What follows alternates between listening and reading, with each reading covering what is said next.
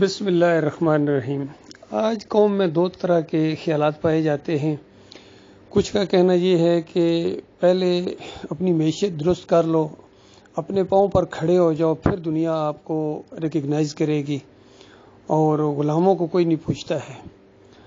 اور beggars are not the choosers, اس طرح کی سوچ رکھتے ہیں۔ دوسرے کہتے ہیں نہیں، پہلے اپنے پاؤں پر کھڑے ہو، جب کھڑے ہوگے غیرت دکھاؤ گے تو پھر باقی مسائل بھی تمہارے ٹھیک ہو جائیں گے۔ اسی طرح کا فلسفہ ہے جماعت اسلامی کا، وہ کہتے ہیں پہلے جو ہے اقتدار حاصل کر لو، پھر آپ دین کو نافذ کر دیں گے۔ دوسری ایک سوچ ہے ہمارے ملک کے اندر، اور وہ پھیلتی جا رہی ہے الحمدللہ، ڈاکٹر مسعود الدین عثمانی رحمۃ اللہ علیہ کی جو دعوت اٹھی ہے کہ پہلے ایمان ٹھیک کرو، پہلے توحید کو مانو، شرک سے بیزاری کا اعلان کرو، اللہ پر بھروسہ کرو، اٹھو، تو اس کے بعد اللہ تمہاری مدد کرے گا۔ پھر دلائل میں وہ پیش کرتے ہیں نبی علیہ السلام کی زندگی، صحابہ کرام کی زندگیاں، اور ہمیشہ انبیاء کے ذریعے جو انقلابی دعوت اٹھی ہے وہ توحید کے ذریعے اٹھی ہے۔ سارے مسائل ہوتے تھے، ان مسائل کو نہیں چھیڑا گیا ہے، ان کو بعد میں خود وہ حل ہوئے ہیں، پہلے بنیاد فراہم کی جائے۔ تو یہ دو طرح کی سوچ پائی جاتی ہے۔ تو اس کے لیے قرآن سے مجھے ایک دلیل یہ ملی ہے، سورہ الکہف کے اندر اللہ تعالیٰ ان نوجوانوں کا ذکر کرتا ہے، اذ قاموا فقالوا ربنا رب السماوات والارض، اور اس سے پہلے آیا کہ ہم نے ان کے دلوں کو مضبوط کیا جب وہ اٹھے اور انہوں نے اعلان کیا کہ ہمارا رب زمین اور آسمان کا مالک ہے، ہم اس کے علاوہ کسی اور کو نہیں پکاریں گے۔ تو یہ دلیل ہے کہ پہلا سٹیپ آپ کو اٹھانا پڑے گا آپ کو اللہ کے بھروسے کے اوپر۔ اللہ ان کی مدد کرتا ہے جو اپنی مدد آپ کرتے ہیں، یہ ایک اصول ہے۔ اور پھر یہ بھی اصول ہے کہ اللہ تعالیٰ نے کبھی اس قوم کی حالت نہیں بدلی ہے جب تک وہ اپنی حالت کو خود نہ بدلے، یعنی اگر وہ ذلت اور پستی کے اندر ہے، مقروض ہے، تو جب تک وہ خود نہیں ہمت کرے گی، اٹھے گی، اس کی حالت کو نہیں بدلی کیا جائے گا۔ اسی طریقے سے اگر وہ خوشحالی کے اندر ہے، اللہ کی رحمتیں اور برکتیں اس کے اوپر، اور جب تک وہ کفر کا رویہ اختیار نہیں کرے گی، اللہ تعالیٰ اس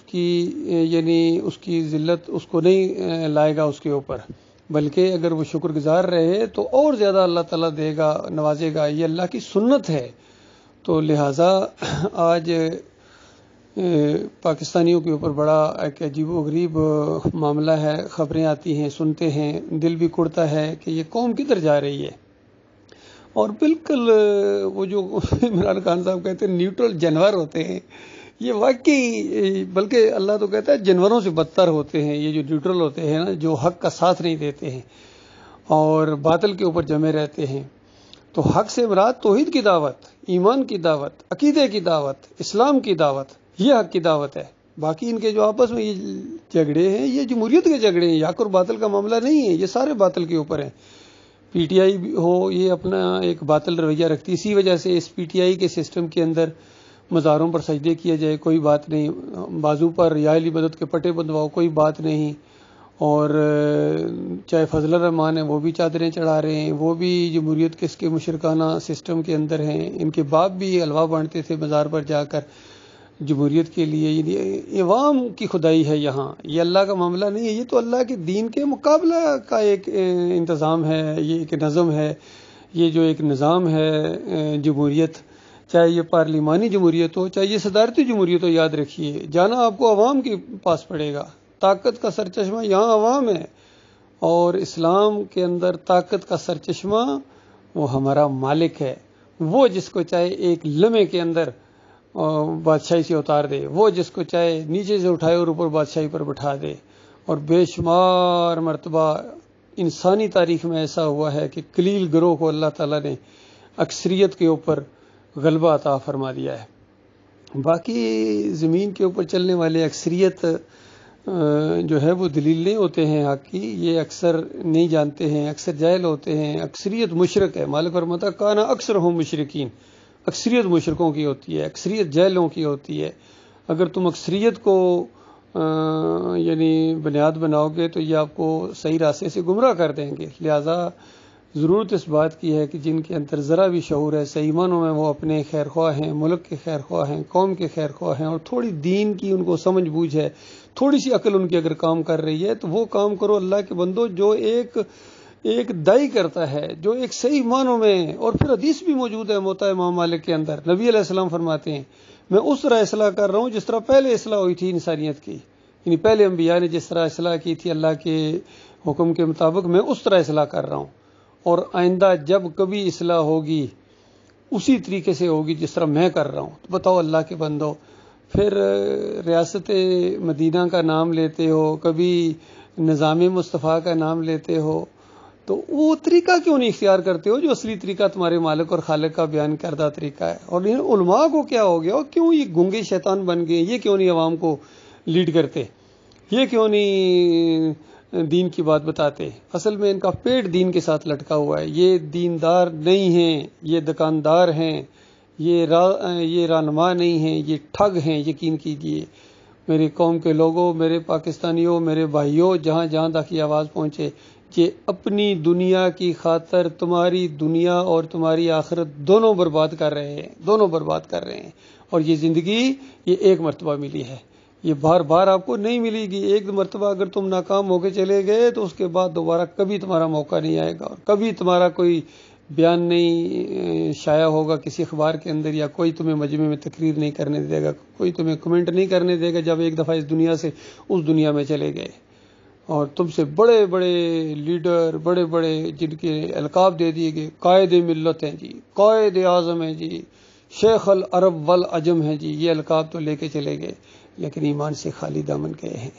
اللہ تعالیٰ غور و فکر کرنے کی توفیق عطا فرمائے ہمارے بھائیوں کو۔ تو میں خیر خواہی کی وجہ سے، میں کوئی مولوی نہیں ہوں، کوئی پیر نہیں ہوں، اور میں کوئی سیاسی لیڈر بھی آپ کا نہیں ہوں، میں آپ کا مسلمان بھائی ہوں اور ایک آرمی افسر ہوں، 7 پنجاب ریجمنٹ، اور میرا پی اے نمبر 23232، 70th PM میں لانگ کورس سے میں نے ٹریننگ حاصل کی تھی۔ 4 سال میں نے ملٹری کے رگڑے کھائے ہیں، اور میں پوری طرح اپنی فوج کو بھی سمجھتا ہوں، اور اب 37 سال سے میں سول میں ہوں، تو یہ میں سول کے مزاج کو بھی سمجھتا ہوں۔ ہماری فوج جو ہے وہ کبھی، یقین کیجئے، جان بوجھ کے مداخلت نہیں کرتے، یہ سیاسی لیڈر ہوتے ہی ایسے ہیں، یہ مجبور کرتے ہیں ان کو، اور پھر وہ کبھی کبھی جو معاملات انہوں نے اپنے ہاتھ میں لیے، اگر یہ ملک کے خیر خواہ ہوں صحیح معنوں میں، اور اللہ کے خیر خواہ ہوں، اور عوام ان کو صحیح سمجھے، تو کیوں ان کو ضرورت پڑے؟ تو باقی یہ کہنا کہ وہ نیوٹرل ہیں، یہ بات بھی بڑی عجیب ہے۔ کوئی نیوٹرل نہیں ہوتا ہے، اور کبھی نیوٹرل نہ یہ رہے اور نہ ان کو نیوٹرل رہنا چاہیے۔ ہم نے پاکستان کی سالمیت کی قسم کھائی ہے، تو جب کبھی سالمیت کو خطرہ ہو اور اس وقت نیوٹرل رہنا بالکل جانوروں کا معاملہ۔ اسی طرح دین اسلام کا معاملہ جب آ جاتا ہے تو نیوٹرل نہیں رہ جاتا ہے۔ یہ نیوٹرل آج چادریں چڑھائی جا رہی ہیں، عرس اور میلے ہو رہے ہیں، یا علی مدد کی پکاریں لگائی جا رہی ہیں، یا غوث مدد کی پکاریں، گھوڑے کو پوجا جا رہا ہے، اور جمہوریت کے مشرکانہ نعرے لگائے جا رہے ہیں، اور یہ نیوٹرل ہیں، یہ دانشور نیوٹرل ہیں، یہ جج صاحبان نیوٹرل ہیں، یہ جنرل صاحب نیوٹرل ہیں، اور یہ سیاسی لیڈر اور مذہبی رہنما نیوٹرل ہیں۔ ان کو پرواہ نہیں ہے کہ کبھی ان کے منہ سے ایک بیان نکلے کہ بے ایمانو،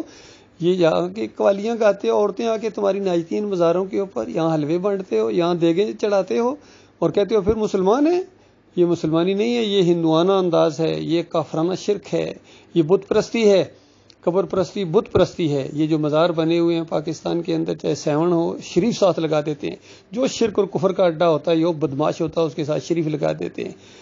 یہ 7 شریف ہے، یہ جناب وہاں عرس شریف، اور 11ویں شریف پکی ہے جی، 11ویں اور شریف، اور اللہ فرماتا ہے یہ سور کے گوشت سے زیادہ نجس اور حرام ہے، یہ غیر اللہ کی نظر و نیاز، چاہے یہ 11ویں ہو، چاہے یہ 12ویں ہو، چاہے یہ میلاد